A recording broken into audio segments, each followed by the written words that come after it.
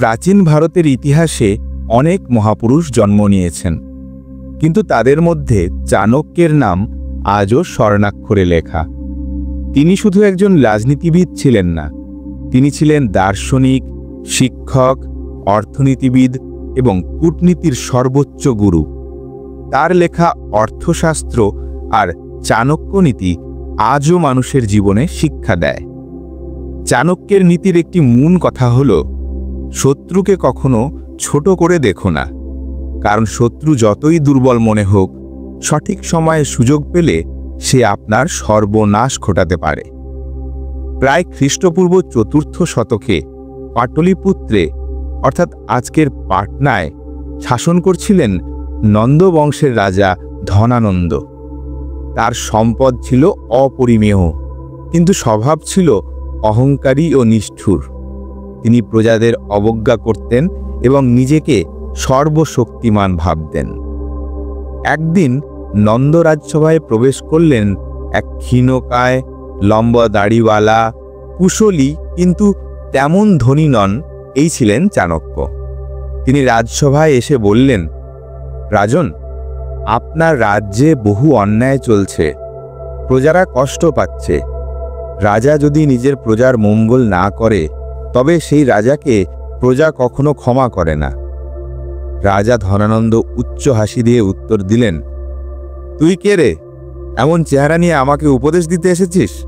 তুই তো এক গরিব ব্রাহ্মণ, তোর মুখ দেখেই অশুভ লাগে। এবং তিনি সভাসদদের আদেশ দিলেন চাণক্যকে টেনে বের করে দিতে। রাজপ্রাসাদের দরজায় গিয়ে পড়লেন চাণক্য। অপমানের আগুনে জ্বলতে জ্বলতে তিনি এক মুঠো কুঞ্চিত চুল মাটিতে ছুঁয়ে শপথ নিলেন, যতদিন না নন্দ বংশ ধ্বংস হচ্ছে, আমি শান্ত হব না। চাণক্য জানতেন নন্দ রাজ্যের শক্তি অপরিসীম, কিন্তু তার বুদ্ধি ও কৌশল ছিল সবচেয়ে বড় অস্ত্র। তিনি উপলব্ধি করেছিলেন, শত্রু যতই শক্তিশালী হোক, তাকে কখনো ছোট করে দেখা যাবে না, আবার দুর্বল শত্রুকেও অবহেলা করা যাবে না। এই শিক্ষা থেকেই তিনি ধীরে ধীরে পরিকল্পনা করতে লাগলেন। চন্দ্রগুপ্তর সঙ্গে সাক্ষাৎ। চাণক্য একদিন গ্রামে দেখতে পেলেন এক বালক নাম চন্দ্রগুপ্ত। তার দৃষ্টিতে ছিল সাহস, কণ্ঠে দৃঢ়তা। চাণক্য বুঝলেন, এই ছেলেই একদিন রাজা হতে পারবে।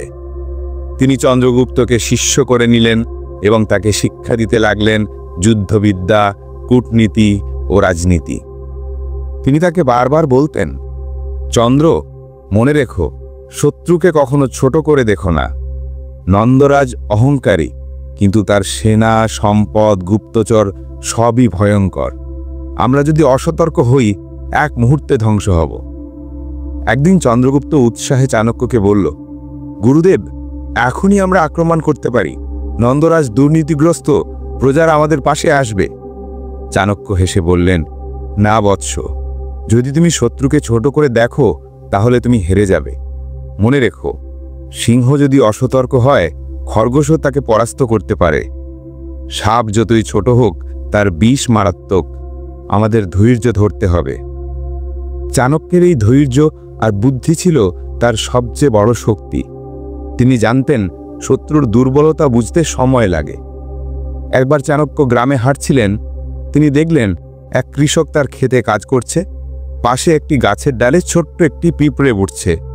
কৃষক বলল, গুরুজি, দেখুন, এই ছোট্ট পিঁপড়েকেও আমি কখনো অবহেলা করি না, কারণ একসঙ্গে হলে তারা হাতির গায়েও কামড় বসাতে পারে। এই ঘটনা চাণক্যের মনে আরো দৃঢ় করল তার বিশ্বাস, শত্রু যতই ছোট হোক, তাকে হেলাফেলা করা যায় না। চাণক্য অনেক বছর ধরে পরিকল্পনা করলেন। তিনি নন্দরাজের দুর্বল দিকগুলো খুঁজে বের করলেন। প্রজাদের অসন্তোষ, রাজসভায় দুর্নীতি, সেনাপতিদের মধ্যে বিভেদ, এইসব জায়গায় আঘাত করলেন তিনি। ধীরে ধীরে নন্দরাজ দুর্বল হতে লাগল। অবশেষে চন্দ্রগুপ্ত মৌর্য সেনাদের নিয়ে আক্রমণ করলেন এবং নন্দরাজকে পরাজিত করলেন। চাণক্যের প্রতিজ্ঞা পূর্ণ হল। মৌর্য সাম্রাজ্যের সূচনা হল। চাণক্যের এই গল্প আমাদের শেখায়, ১. শত্রুকে ছোট করে দেখা বিপজ্জনক। সে যতই তুচ্ছ মনে হোক, সঠিক সময়ে সে ভয়ঙ্কর হয়ে উঠতে পারে। 2. ধৈর্য ও পরিকল্পনা অপরিহার্য। আবেগের বশে আক্রমণ করলে পরাজয় আসবেই। 3. শত্রুর শক্তি ও দুর্বলতা বুঝতে হবে। যে দুর্বল মনে হয় তারও একটি শক্তি থাকে। 4. জীবনের প্রতিটি ক্ষেত্রে প্রযোজ্য, শুধু রাজনীতিতে নয়, জীবনের প্রতিটি লড়াইয়ে এই নীতি সত্য। চাণক্য বলেছিলেন, শত্রুকে কখনো অবহেলা করো না। যদি সে ছোট হয় তবে একদিন বড় হবে, যদি সে দুর্বল হয় তবে সুযোগ পেলে আঘাত করবে। তাই শত্রুর প্রতি সবসময় সতর্ক থেকো। আজকের জীবনে এই শিক্ষা সমান প্রাসঙ্গিক। আমরা প্রায়ই প্রতিযোগী, প্রতিদ্বন্দ্বী বা সমস্যাকে ছোট করে দেখি, কিন্তু ইতিহাস প্রমাণ করে অবহেলা আমাদের সবচেয়ে বড় শত্রু। চাণক্যের জীবনের কাহিনী আমাদের মনে করিয়ে দেয়, বুদ্ধি, ধৈর্য, কৌশল এবং সতর্কতা এই চারটেই জীবনের বিজয়ের চাবিকাঠি।